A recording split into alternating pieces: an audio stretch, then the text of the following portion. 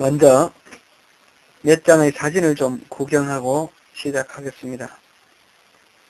멋있는 일몰 광경입니다.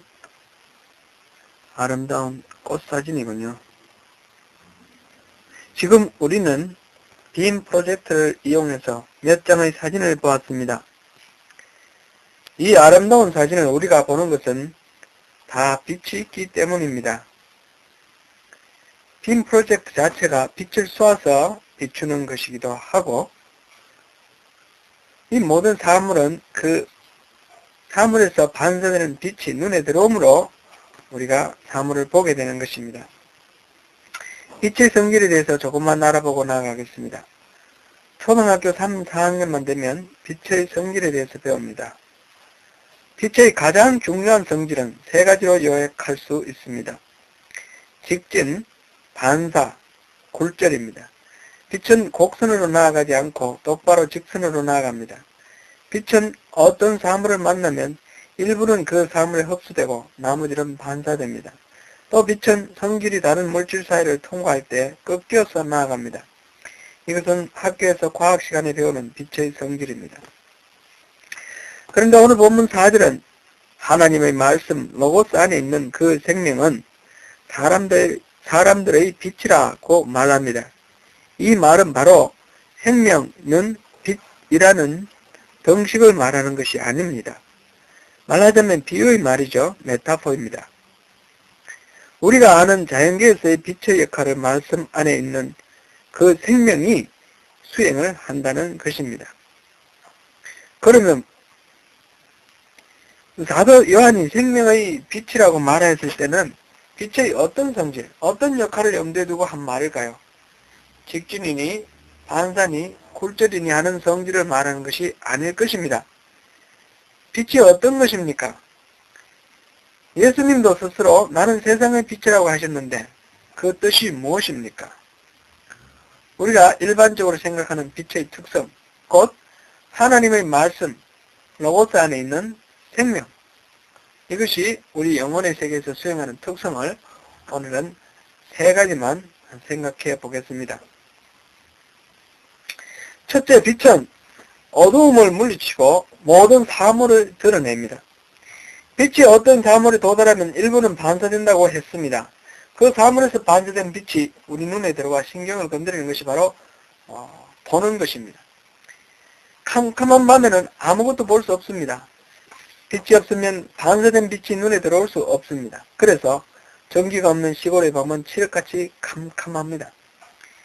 이때 전등을 켜면 방 안에 가득 차있던 어두움이 일시에 물러가고 보이지 않던 사물들이 나타납니다. 하나님이 천지를 창조하실 때 맨 처음 빛을 창조하셨습니다. 빛은 모든 만물이 존재하게 하는 근본 수단입니다. 빛이 없으면 우리는 결코 살 수 없습니다. 생명이 우리가 아는 빛의 특성을 갖고 있습니다. 그 생명이 어떤 영혼에 도달하면 그 영혼이 이 생명을 반영합니다. 그래서 그 존재가 드러납니다.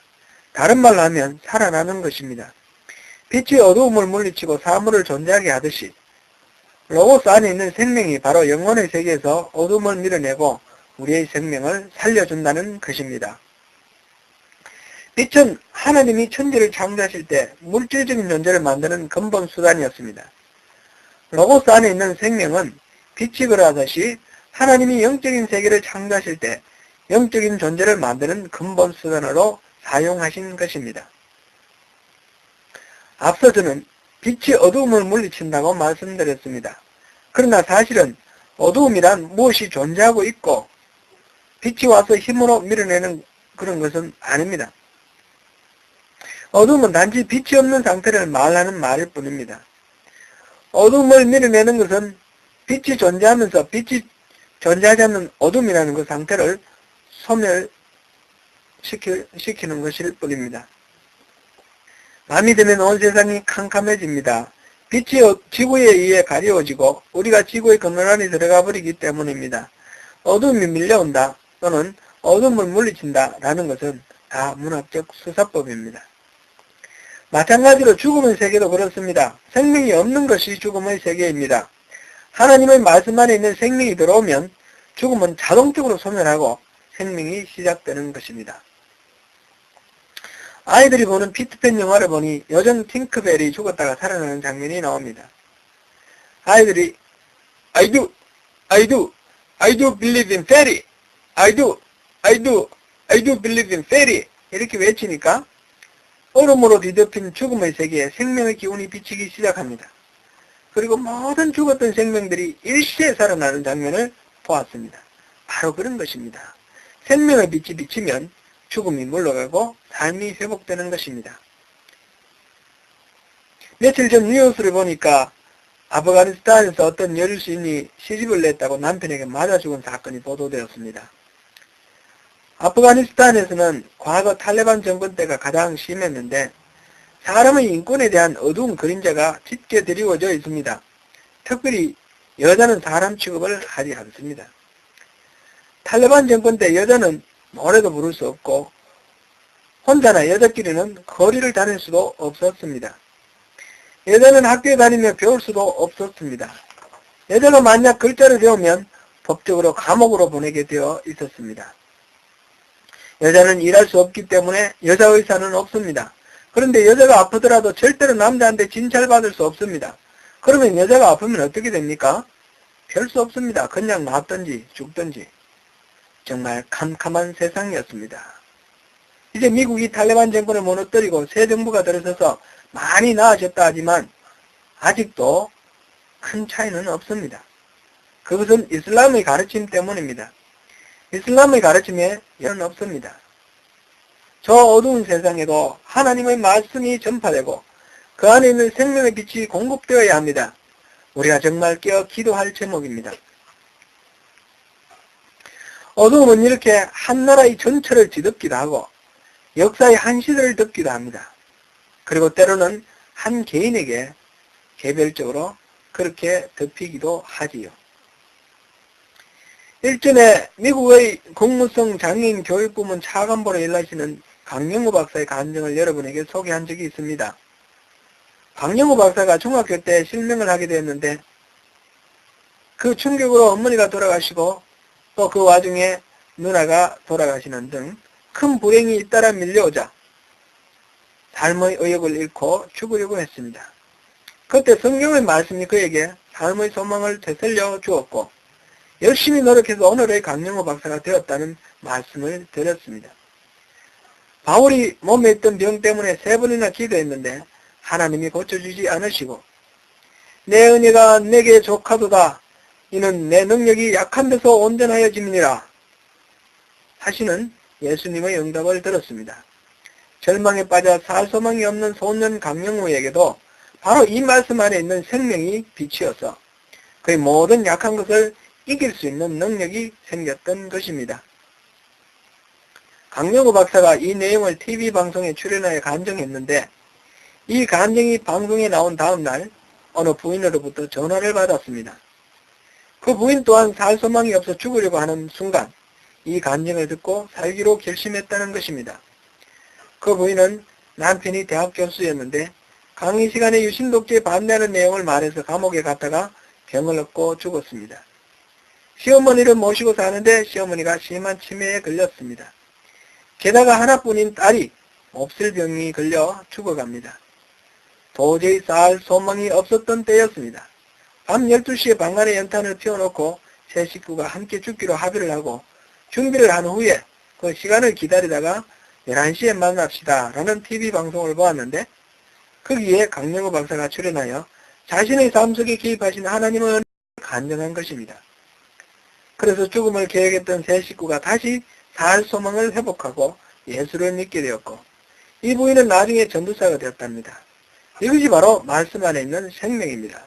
모든 절망과 죽음의 어둠을 밀어내고 소망과 생명으로 뒤바꾼 바로 생명의 빛입니다.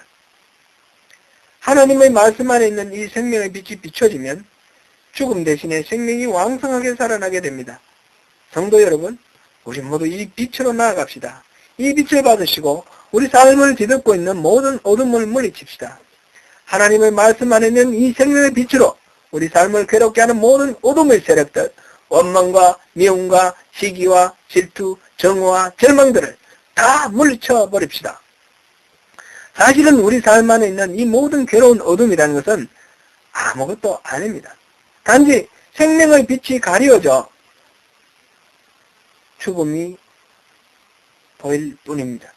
우리 삶의 생명의 빛을 가리우시는 그런 이유는 무엇입니까? 하나님의 은혜에 대한 무시와 불순종입니다. 욕심입니다. 자기중심적인 사고입니다. 이 모든 것을 한마디로 말할 때 죄라고 합니다. 죄가 하나님에 있는 생명의 빛을 가리는 먹구름이 되어서 우리 삶을 음침하게 만들고 우울하게 만들고 고통스럽게 만드는 것입니다. 이 먹구름을 걷어버립시다. 두 번째로 생명의 빛은 우리 스스로를 보게 합니다. 우리가 누구인지, 우리의 현재 상태가 어떠한지 알게 합니다. 사실 이 생명의 빛이 없으면 우리는 캄캄한 밤중에 손으로 더듬어 사물을 아는 것과 똑같습니다. 하나님의 말씀이 아니면 우리 자신이 어떤 존재인지 알 수가 없습니다.